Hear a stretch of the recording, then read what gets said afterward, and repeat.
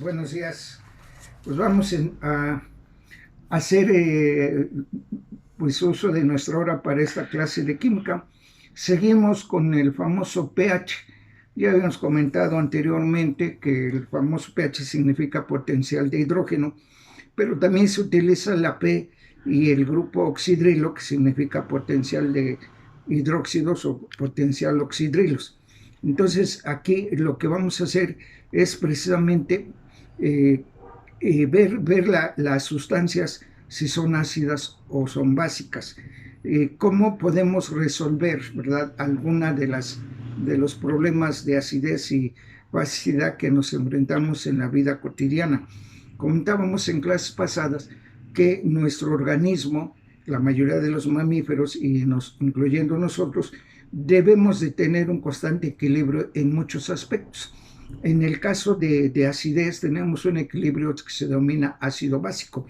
Ni debe de ser ácido ni debe ser básico. Debemos de tener ese equilibrio. Les decía, todo nuestro organismo tiene pH. Ejemplo, comentábamos la clase pasada el pH que tenemos en nuestro estómago, que es pH.8, que es sumamente ácido.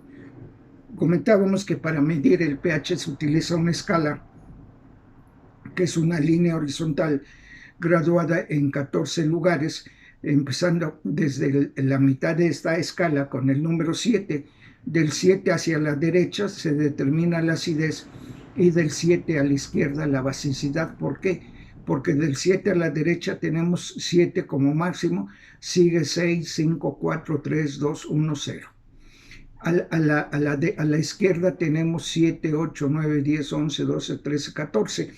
Y esta escala nos va a servir precisamente para poder determinar la acidez de una sustancia, dependiendo el número que tenga del pH.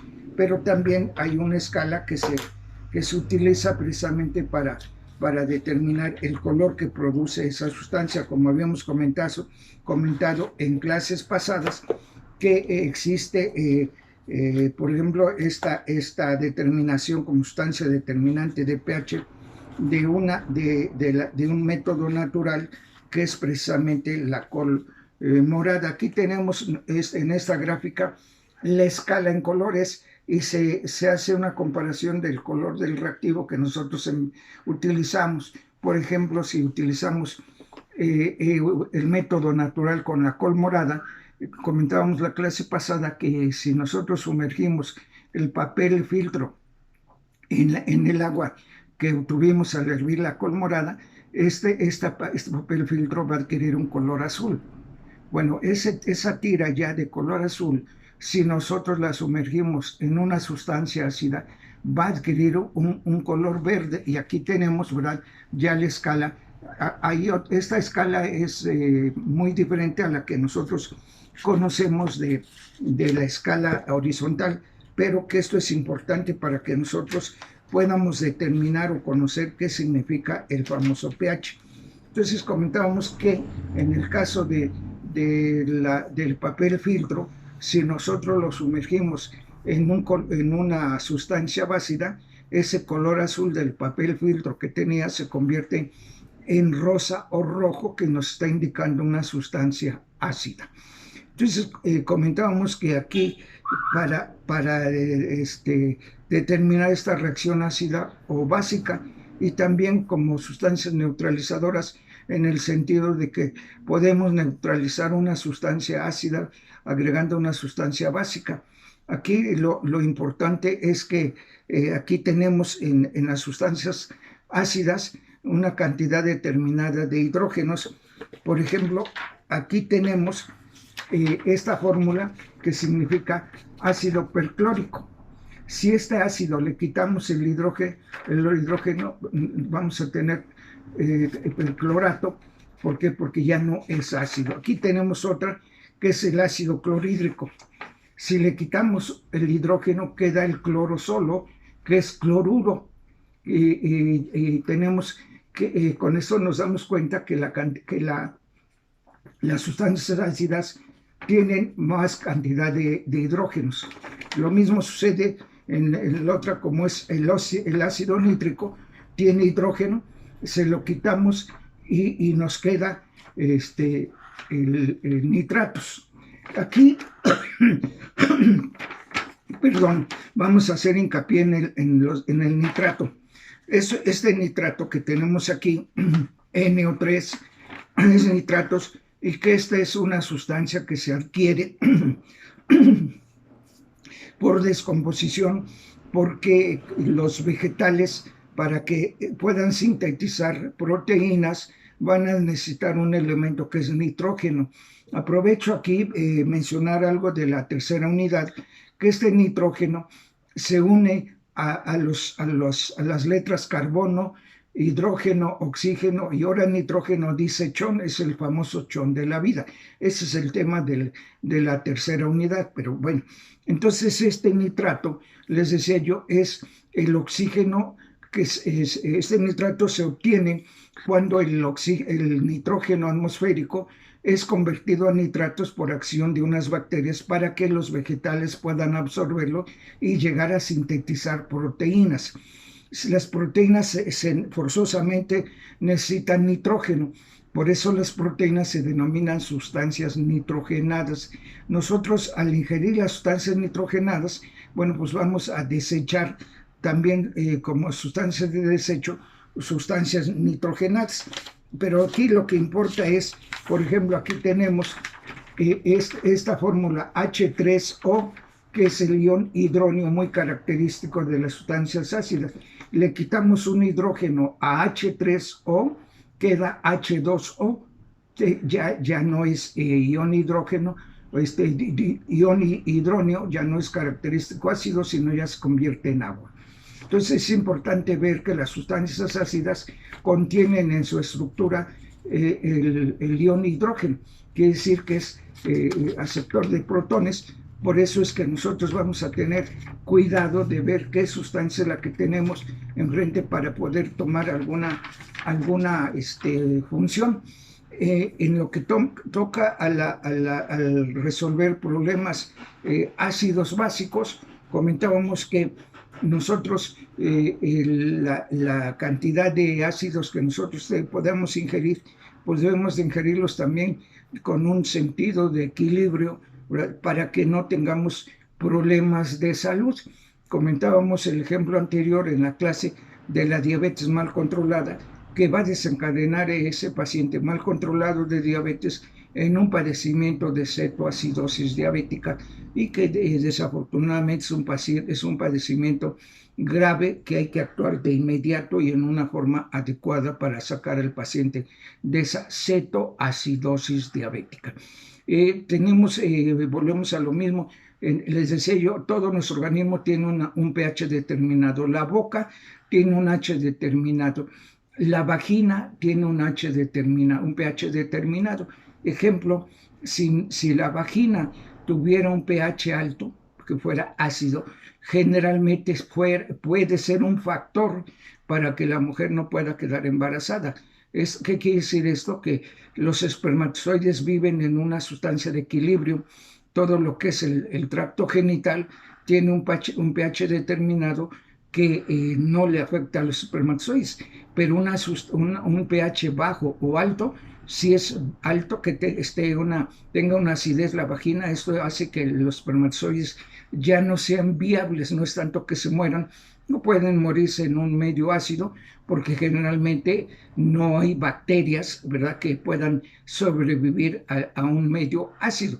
El espermatozoide no es una bacteria, pero es una célula muy sensible, ¿verdad?, que debe de tener un medio ambiente adecuado para que cumpla su función. Yo les comentábamos que en pleno siglo XXI todavía no está bien dilucidado el origen de la vida en nuestro planeta. ¿Por qué? Porque ya no es posible sostener eso, que la vida se originó en las zonas costeras donde había un remanente de agua.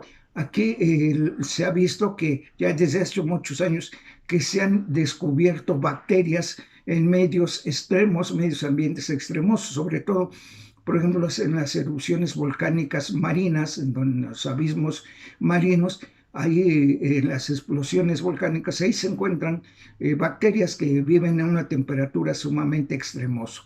En nuestro caso, nosotros podemos tener esa enfermedad de gastritis en nuestro organismo por exceso de ácido clorhídrico que no ha sido neutralizado y tengamos gastritis o lleguemos a tener úlcera.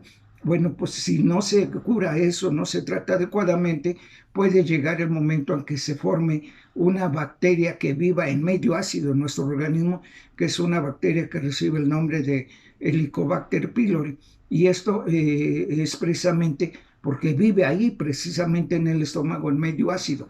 Y mientras no se erradique esa bacteria, la persona no se compone de esta acidez.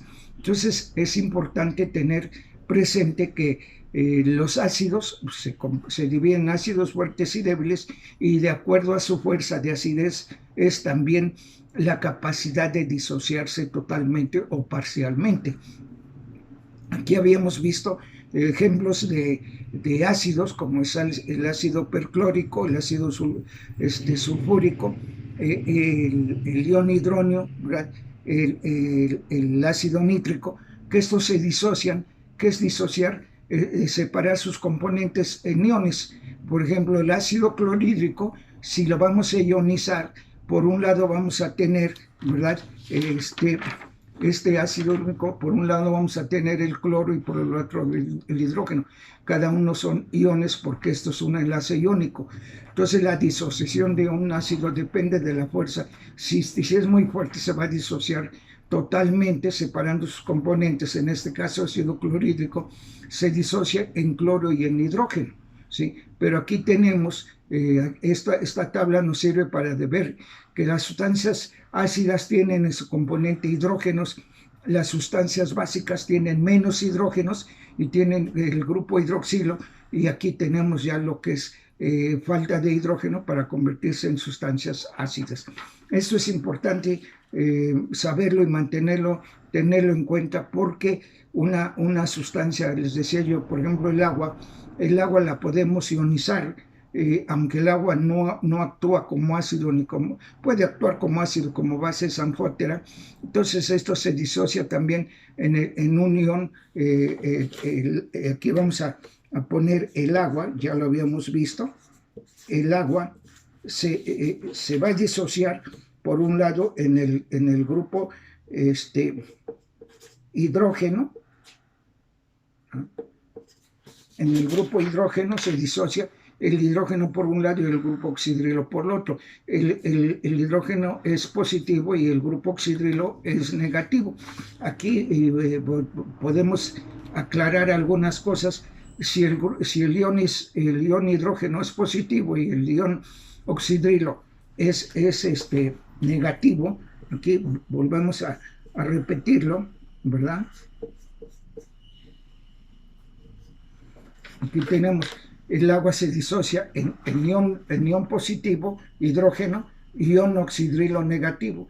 Cargas opuestas se atraen y ya es como se forma el agua, por la unión de estos dos iones. También, como está formado por iones, se va a ionizar esta agua.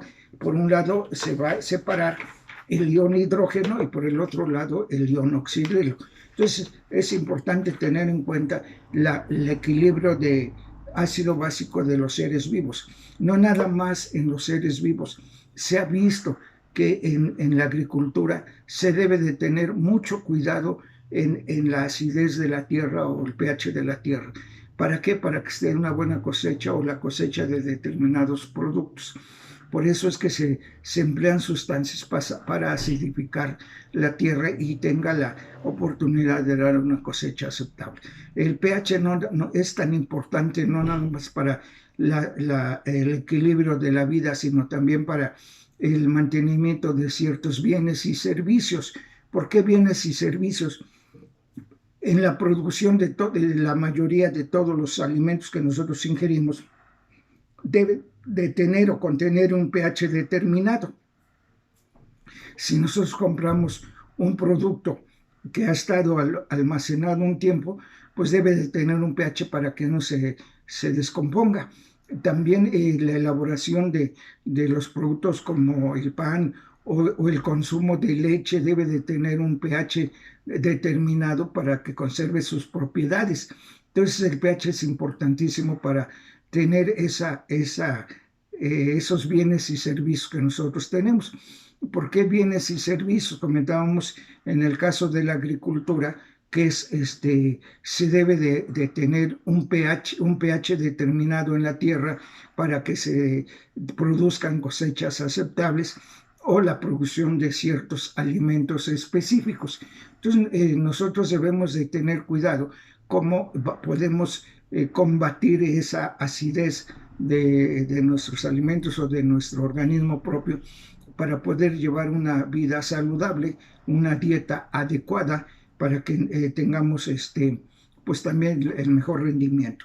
Jóvenes, aquí vamos a ahondar más en la próxima clase de estas sustancias ácidas y sustancias básicas, pero que vuelvo a repetir, una sustancia ácida es cuando tiene más hidrógenos que oxidrilos y una sustancia básica es cuando tiene más oxidrilos que hidrógenos. Ahora, si en este caso vimos, por ejemplo, el ácido clorhídrico, si le quitamos el hidrógeno que da cloruro, quiere decir que ya es básico. ¿Por qué? Porque ya no tiene hidrógenos. Eso es lo que me interesa saber, qué es lo que se lleva a cabo en una sustancia ácido básica. Y también la escala para poder determinar, vamos a hacer la escala ya la próxima clase para que tengamos esa oportunidad de poder medir el pH de una sustancia de acuerdo a esta escala colorimétrica, ¿sí? Entonces, jóvenes, si hay alguna duda o comentario, pues me la hacen saber. Jóvenes, que tengan un excelente día, le agradezco su atención. Estamos en contacto. Jóvenes, buenos días.